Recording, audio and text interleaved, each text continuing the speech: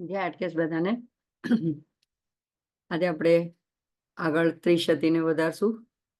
શ્લોક નંબર 47 પહેલા પ્રાર્થના લઈ લઉં છું.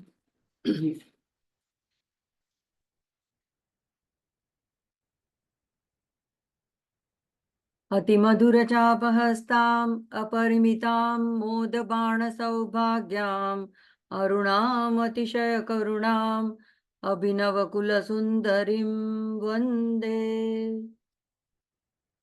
માને યાદ કરીને આગળ વધી આવે. કામેશ્વર પ્રાણનાડી કામેશોત્સંગવાસિની કામેશ્વરી લિંગિતાંગી કામેશ્વર સુખપ્રદા. તો હવે બધું ક ઉપરના નામ શરૂ થઈ ગયા છે. તો એમાં કામેશ્વર કામેશ્વર કામેશ્વરને જ કેન્દ્રમાં રાખીને હવે ત્રિશતીના આગળના બધા નામો માના મહિમાને વર્ણન કરે છે. કામેશ્વર પ્રાણનાડી, તો આપણે શરીરની અંદર જેમ 72,000 નાડીઓ છે, તો એ બધાનું જ એક એક જુદું જુદું કાર્ય છે. દરેક ઉર્જા કેન્દ્રમાંથી આપણા શરીરના જુદા જુદા અવયવો સુધી પહોંચે છે. પણ એમાંની મુખ્ય પ્રાણ નાડી જો કહેવાય તો એ મુખ્ય નાડી છે સુષુમ્ના નાડી. તો જેમ એ આપણા શરીરમાં એક મુખ્ય નાડી છે, અને શું કામ એ મુખ્ય છે? તો એની અંદરથી ચૈતન્ય, કુંડલીની શક્તિ, જે શક્તિ છે એ આવાગમન કરે છે અને સહસ્ત્રાર્થ સુધી પહોંચે છે. તો એવી જ રીતે એટલા માટે કે કામેશ્વર જે ચૈતન્ય રૂપે, શિવ રૂપે આપણી અંદર જે આત્મા રૂપે ચૈતન્ય રહેલું છે, એની સાથે જો આપણને સાક્ષાત્કાર કરવો હોય તો આ કુંડલીની શક્તિને જાગૃત કરીને જ કરી શકાય છે.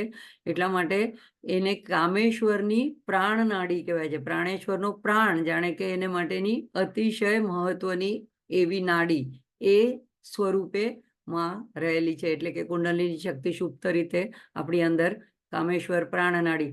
અને એવી જ રીતે લલિતા સહસ્ત્રનામમાં પણ આ જ નામ આવે છે. તો બીજું આવે છે કામેશોત્સંગવાસિની. કામેશની સાથે એના ડાબા અંગમાં બેસીને એના સંગમાં વાસિની એની અંદર બેઠેલી એવી. તો કામેશોત્સંગવાસિની, કામેશ્વર એટલે કામ એટલે ઈચ્છા. અને જ્યારે શિવને બ્રહ્માંડ રચવાની ઈચ્છા થાય છે ત્યારે કામેશ્વરીને પોતાની ડાબી બાજુમાં એમણે બેસાડ્યા.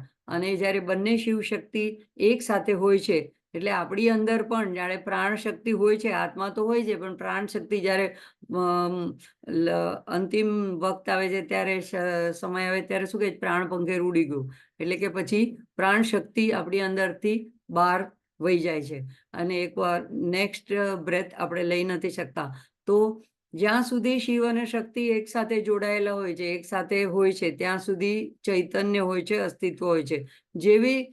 જેવી શક્તિ કામેશ્વરી એનાથી દૂર દૂર દૂર થતી જાય એટલે પછી વિઘટન શરૂ થાય છે.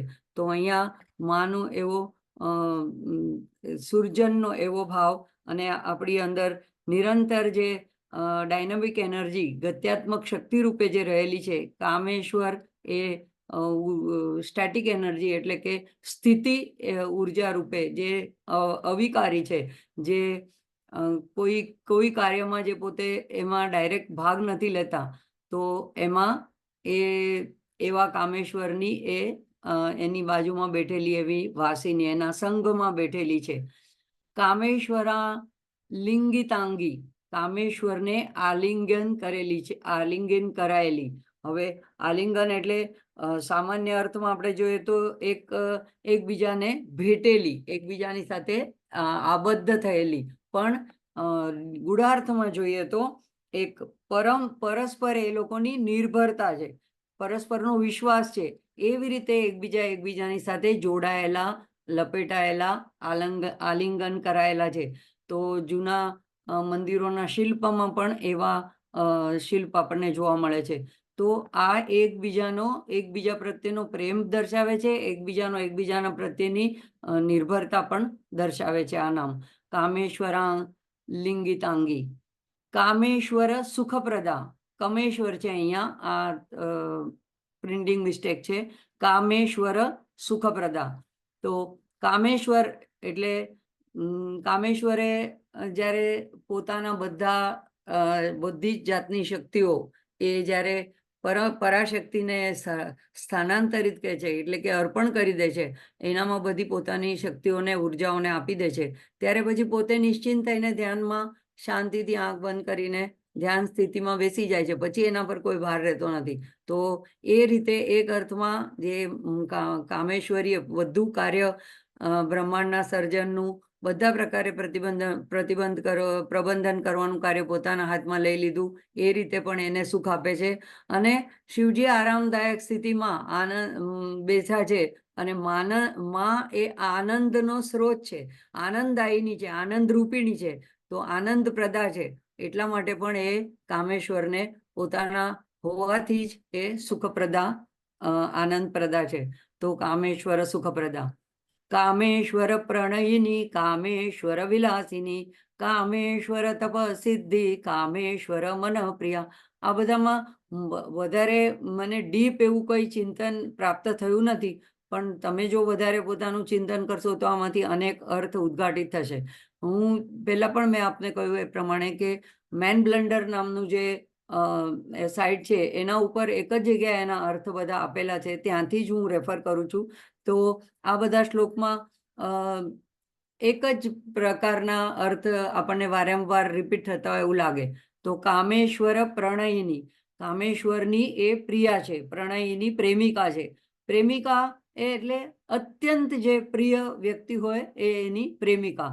તો કામેશ્વરને સૌથી પ્રિય એવી કામેશ્વરી જ છે.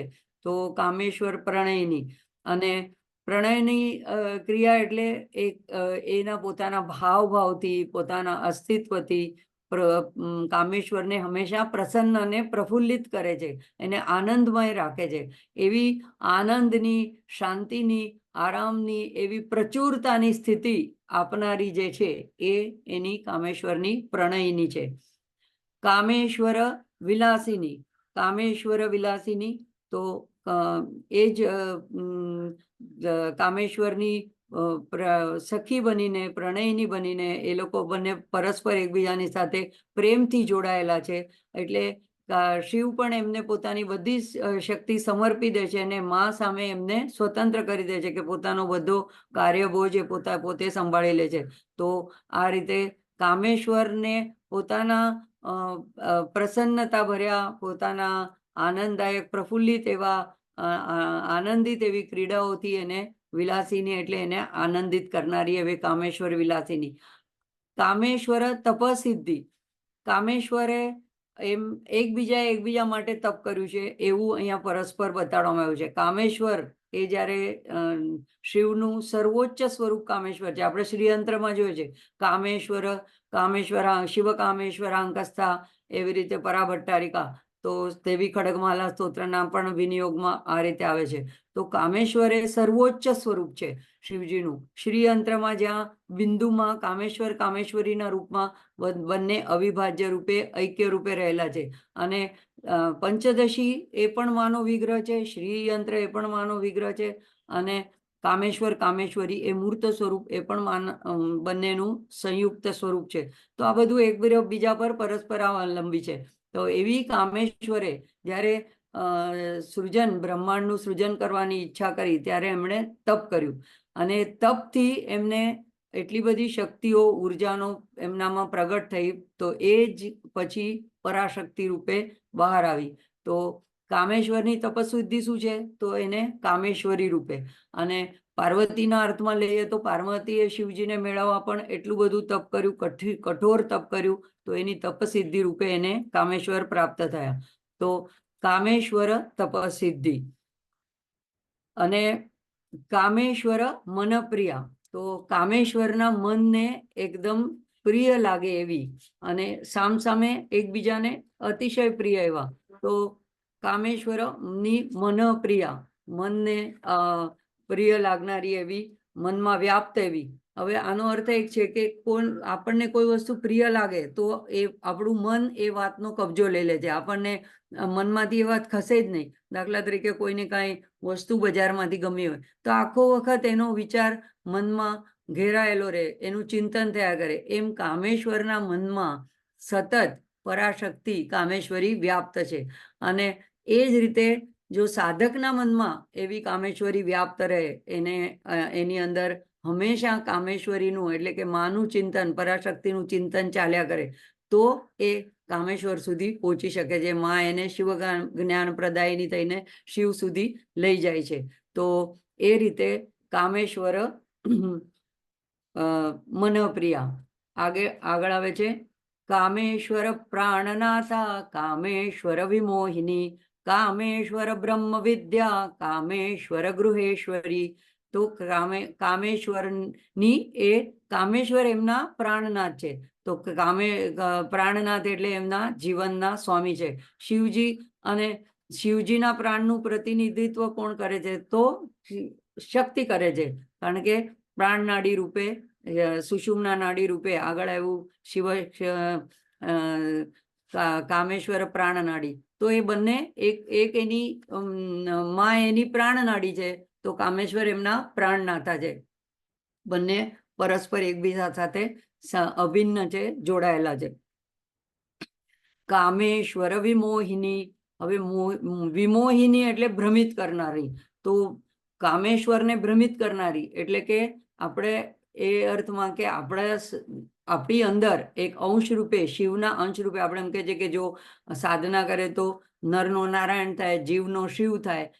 તો એ રીતે જે શિવના અંશ રૂપે આપણી અંદર આત્મા રૂપે જે કામેશ્વર રહેલા છે, એ ભ્રમિત થાય છે. કઈ રીતે ભ્રમિત થાય છે? તો માયાના પડદાથી. તો એને આવરણથી ઢાંકી દે છે. એટલે આપણને 3 પ્રકારના મળ જે હોય છે, તો કાયિક મળ, આવરણ મળ અને માયિક મળ. તો એ બધા જુદી જુદી જાતના મળને લીધે આપણને પોતાના સાચા સ્વરૂપનું ભાન નથી થતું કે આપણે પણ શિવ સ્વરૂપ જ છીએ, આપણે પણ કામેશ્વર સ્વરૂપ જ છીએ. તો જ્યારે સાધનાથી જ્યારે એ વ્યક્તિ એવી સ્થિતિ ઉપર પહોંચે છે, અથવા તો ગુરુની કૃપાથી, માની કૃપાથી જ્યારે એને એવો અનુભવ થાય છે, ત્યારે અહમ બ્રહ્માસ્મિ એવો અનુભવ એનામાં પ્રગટે છે. એટલે આ કઈ ઘોષણા કરવાની વાત નથી કે હું બ્રહ્મ છું, હું બ્રહ્મ છું, પણ એવું એને મનથી સમજાઈ જાય છે, અનુભવમાં આવે છે કે મારામાં અને ઈશ્વરમાં, પરબ્રહ્મમાં કોઈ ભેદ નથી. તો એ ન થાય ત્યાં સુધી એ કરનારી જે છે એ કામેશ્વરને પણ મોહિત કરનારી, વિમોહિત, બ્રહ્મ પાડનારી એવી, અને આપણને પણ એવી રીતે બેહોશીમાં રાખનારી એવી માયા શક્તિ છે. તો આપણી અંદરના આત્માને ભ્રમિત કરનારી છે. એ અર્થમાં એ વિમોહિની છે. કામેશ્વર બ્રહ્મ વિદ્યા. હવે એ વિમોહન, એ ભ્રમ જો દૂર કરવું હોય તો શું કરવું પડે? તો કામેશ્વર બ્રહ્મ વિદ્યા. તો એ સાથે સાથે બે છે, વિમોહિની પણ છે અને બ્રહ્મ વિદ્યા સ્વરૂપે પણ છે. એટલે કે જ્ઞાન આપનારી પણ એ જ છે. કામેશ્વર એટલે એમાં કામ એટલે શિવ સ્વરૂપ. તો એના બ્રહ્મ અને શિવ એ બ્રહ્મ સ્વરૂપ છે. તો એના વિશેનું જ્ઞાન જે મળે છે એ બ્રહ્મ વિદ્યા દ્વારા મળે છે. તો ગીતાને પણ બ્રહ્મ વિદ્યા કહેવામાં આવે છે, ઉપનિષદોને પણ બ્રહ્મ વિદ્યા કહેવામાં આવે છે. એવી રીતે આપણે આ ત્રિશતી જે પાઠ કરી રહ્યા છીએ એ પણ એક બ્રહ્મ વિદ્યા જ છે, કારણ કે બ્રહ્મ સુધી પહોંચાડનારી આ વિદ્યા છે. તો પંચદશીનું આ રીતે જ્યારે કોઈ ધ્યાન કરે છે, આ રીતે સ્તોત્રનું પઠન કરે છે અને એના અર્થ ઉપર ગહન ચિંતન કરે છે, ત્યારે એ પણ બ્રહ્મ વિદ્યા જ બને છે. તો એવી જે મનુષ્યને એવું જે જ્ઞાન આપનારી એવી બ્રહ્મ વિદ્યા છે. બીજા અર્થમાં કે શિવજીને પ્રેરિત કરીને, પ્રશ્નો પૂછીને પૃથ્વી ઉપર અને આ ભૂલોક ઉપર તંત્ર વિજ્ઞાન અથવા તો બીજા બધા સ્તોત્રને પ્રગટ કરનારી એ પણ માતા જ છે. કરુણા કરીને શિવજીને કૈલાસ ઉપર બંને બેઠા હોય ત્યારે જુદા જુદા પ્રશ્નો પૂછે. એમ નથી કે માં અજ્ઞાની છે એટલે માને કઈ જાણવાની જરૂર છે એટલે માં પ્રશ્નો પૂછે છે. આ રીતે જગતમાં એ જુદા જુદા સ્તોત્રને, જુદા જુદા તંત્રને પ્રગટ કરાવવા માટે થઈને માં એવા પ્રશ્નો પૂછે. તો આપણે સિદ્ધકુંજિકા સ્તોત્રમાં પણ પૂછીએ છીએ, શિવ ઉવાચ શૃણુ દેવી પ્રવક્ષ્યામિ, એમ કરીને શિવજી પાર્વતી માને કુંજિકા, સિદ્ધ કુંજિકા સ્તોત્ર વિશેનું રહસ્ય સમજાવે છે. એવી જ રીતે ખડગમાલા સ્તોત્રમાં પણ આગળના શ્લોકમાં આવે છે. તો શરૂઆતમાં કે શિવજી પાર્વતીજીને પ્રશ્નોના ઉત્તરમાં આવું એક સંપૂર્ણ સ્તોત્ર કે જેના પઠન માત્રથી આખી શ્રી ચક્રની પૂજાનું ફળ પ્રાપ્ત થાય એ સ્તોત્ર એટલે કે ખડગમાલા સ્તોત્ર ઉદ્ઘાટિત કરે છે. તો એ બંને અર્થમાં કામેશ્વરની એ બ્રહ્મ વિદ્યા છે. પછી છે કામેશ્વર ગૃહેશ્વરી. તો કામેશ્વરના ઘરમાં રહેનારી એની ઈશ્વરી એટલે એની અધિષ્ઠાત્રી, એની સ્વામીની. તો કામેશ્વરનું ઘર ક્યાં છે? તો કામેશ્વર સર્વવ્યાપી છે, એટલે કે અખિલ બ્રહ્માંડ જ એ કામેશ્વરનું ઘર છે. એ અર્થમાં એ ગૃહમાં રહેનારી એટલે કે વ્યાપીને રહેનારી ગૃહેશ્વરી છે. બીજા અર્થમાં કે એક કૈલાસ આપણે પૃથ્વી પર જોઈએ છે, પણ એક મહા કૈલાસની વાત આવે છે કે જે આપણી દ્રષ્ટિઓથી પરે છે, આપણા ઇન્દ્રિયોથી પરે છે. ત્યાં શિવજીની મહાકામેશ્વર સાથે મહાકામેશ્વરી એ કૈલાસમાં નિવાસ કરનારી, તો એ રીતે પણ ગૃહેશ્વરી. ત્રીજું કે આપણા સહસ્ત્રારમાં એ કુંડલીની જ્યારે ત્યાં જઈને સહસ્ત્રારમાં શિવ સાથે કામેશ્વર સાથે કામેશ્વરીના રૂપમાં જ્યારે ઐક્ય થાય છે, તો ત્યારે એ ગ્રહની અંદર પણ એ ગૃહેશ્વરી છે. તો બધી રીતે આ રીતે પણ એને ગૃહેશ્વરી કહેવાય છે. કામેશ્વર બ્રહ્મ વિદ્યામાં એક વાત એમ પણ આવે કે જેમ કે બધી બ્રહ્મ વિદ્યા જે છે એ બધી મંત્રો દ્વારા બનેલી છે, અને મંત્રો એ બધા વર્ણમાલાના અક્ષરો છે. તો માતૃકા વર્ણ રૂપિણી પણ કહેવાય છે. તો જેટલા પણ વર્ણમાલાના અક્ષરો છે, બીજાક્ષરો છે, એ પણ માતૃકા સ્વરૂપ છે, માના સ્વરૂપ છે. અને એના જે ધ્વનિ છે એ ધ્વનિ રૂપે પણ માં જ છે. તો એ રીતે પણ એ જગતમાં આ બધા અક્ષરો અને ધ્વનિના માધ્યમથી પણ બ્રહ્મનું જ્ઞાન કરાવે છે. તો એ રીતે કામેશ્વર ની બ્રહ્મ વિદ્યા પણ છે, અને કામેશ્વરની ગૃહેશ્વરી પણ છે. કામેશ્વરાહ્લાદ કરી કામેશ્વર મહેશ્વરી, કામેશ્વર કામકોટી નીલયા કાંક્ષિતાર્થદા.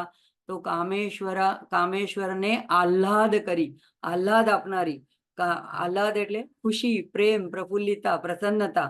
તો બ્રહ્મના 3 પાસા બતાડવામાં આવે છે ઉપનિષદમાં કે સત્યમ, સચ્ચિદ અને આનંદ. તો સત એટલે જેની અહીંયા કીધું કે ગૃહેશ્વરી એટલે સર્વવ્યાપકતા, અસ્તિત્વમાં એ સર્વવ્યાપક છે.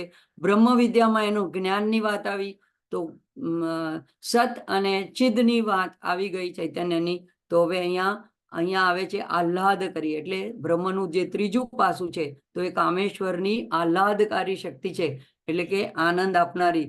તો અહીંયા શ્રીયંત્રમાં જ્યારે આપણે છેલ્લું અંતરતમ ત્રિકોણ ને વ્યાખ્યા કરે છે, એને જે નામ આપવામાં આવ્યું છે, તો એ સર્વાનંદમય ચક્ર છે. અને સર્વાનંદમય ચક્રની અંદર બિંદુ રૂપે રહેલી છે. તો એ બિંદુમાં શિવ અને શક્તિનું, કામેશ્વર અને કામેશ્વરીનું ઐક્ય છે. તો ત્યાં એ શિવને આહ્લાદ આપનારી, આનંદ રૂપિણી, આનંદ રૂપે ઘેરાયેલી, આનંદથી એને આવૃત કરનારી એવી કામેશ્વરાહ્લાદ કરી. કામેશ્વર મહેશ્વરી. કામેશ્વર લલિતા સહસ્ત્રનામમાં પણ આવે છે માહેશ્વરી. તો મહેશ્વરની પત્ની માહેશ્વરી. ઉપનિષદમાં આવે છે કે ઓમથી પણ પર જેનું સ્વરૂપ છે, એ બ્રહ્મનું જે રૂપ છે, તેની પત્ની જે છે એ છે માહેશ્વરી, એટલે કે મહેશ્વરની પત્ની માહેશ્વરી. મહાઈશ્વરી એટલે માહેશ્વરી, અને મહાઈશ્વરની પત્ની એટલે પણ મહેશ્વરી. તો શિવલિંગ જે છે એમાં લિંગ જે છે એ શિવનું પ્રતીક છે, મહેશ્વરનું પ્રતીક છે, અને એનું થળું જે છે એને આવૃત, એની આજુબાજુ ઘેરાયેલું, એ જે છે માહેશ્વરીનું પ્રતીક છે. એટલે જ્યારે કહેવાય છે લિંગ પુરાણમાં કે શિવલિંગની પૂજા કરવામાં આવે તો એમાં સમસ્ત દેવોની પૂજા સમાઈ જાય છે. પછી આવે છે કામેશ્વરી. કામેશ્વર અને કામેશ્વરી. તો કામેશ્વરની પત્ની તરીકે પણ કામેશ્વરી, અને સતત કામનાઓની, બધી સમસ્ત કામનાઓની અધિષ્ઠાત્રી, એટલે કે આપણા મનમાં જેટલી પણ જુદી જુદી જાતની કામનાઓ ઉદ્ભવતી હોય, તો ધર્મ, અર્થ, કામ, મોક્ષને લઈને જેટલી પણ કામનાઓ આપણા મનમાં પ્રગટ થાય છે, જુદી જુદી વૃત્તિઓ પ્રગટ થાય છે, એ બધાને પ્રગટ કરનારી, એ બધાને પૂરી કરનારી, એ બધાને આપણી અંદર વૃત્તિ રૂપે આપણા દેવી અથર્વશીર્ષમાં દેવી સૂક્તમાં આવે છે વૃત્તિ રૂપેણ સંસ્થિતા. તો બધા નામમાં વૃત્તિ રૂપેણ પણ માં જ છે. ગીતામાં પણ કહે છે કે તમારી અંદર પ્રગટતી બધી વૃત્તિ અને મનોભાવો એ બધો હું જ છું. તો પરબ્રહ્મ કે પરાશક્તિ એ કામેશ્વરી, બધી કામનાઓની ઈશ્વરી છે. કામકોટી નિલયા, કામકોટી કાંચીપુરમમાં કામકોટી પીઠ છે, તો ઓડિયાણ પીઠ નિલયા એમ આવે છે, તો જાલંધર પીઠ નિલયા, શ્રી ચક્રરાજ નિલયા, તો એવી રીતે અહીંયા કામકોટી નિલયા, તો કામકોટી જે પીઠ છે એમાં ત્યાંની નિવાસ કરનારી ત્યાંની અધિષ્ઠાત્રી દેવી. કાંક્ષિતાર્થદા, એમ કહેવાય છે કે ત્યાં સૌથી પહેલા દક્ષિણમાં જ અગસ્ત્ય ઋષિએ જ્યારે ધ્યાન કર્યું ત્યારે એને હયગ્રીવે એને જ્યારે લલિતા સહસ્ત્રનામનું અને પછી પાછળથી જ્યારે ત્રિશતીનું એને દીક્ષા આપી ત્યારે એ કાંચીના કામકોટીમાં માં પ્રગટ થયા હતા, એટલા માટે એ મુખ્ય તીર્થ કહેવાય છે. અને ત્યાંના શંકરાચાર્યને પણ ખૂબ માન આપણા ભારત વર્ષમાં એને એકદમ હાઈએસ્ટ એવા ઉચ્ચ સ્થાને ગણવામાં આવે છે. તો એ કામકોટી જે શક્તિપીઠ છે અને શંકરાચાર્યનું જે પીઠ છે ત્યાં કામાક્ષી રૂપે છે, તો તે કામકોટી નિલયા એટલે ત્યાં નિવાસ કરનારી. અને એના પછી આવે છે કાંક્ષિતાર્થદા, તો જે તમે કાંક્ષા, આકાંક્ષા, ઈચ્છા, જે સાધક જે પણ આ બધી વસ્તુઓની આગળ કીધું કે કામેશ્વરી છે, કામેશ્વર મહેશ્વરી છે, તો હવે જેટલી અને બધા જ કામેશ્વરી છે એટલે બધી જ કામનાઓની ઈશ્વરી છે, તો હવે સાધક એનું ચિંતન કરીને જે પણ એને માટે કાંક્ષિત ઈચ્છા હોય એના એ અર્થ, એ ધર્મ અર્થ કામ મોક્ષ, એ 4 અર્થ છે, 4 પુરુષાર્થ છે, એ પ્રદાતા છે એને આપનારી છે, એટલે કાંક્ષિતા અર્થદા. તો મને એમ છે કે અહીંયા રોકાશું આપણે અને 4 શ્લોકનું લઈ લેશું, પછી આગળ વધશું.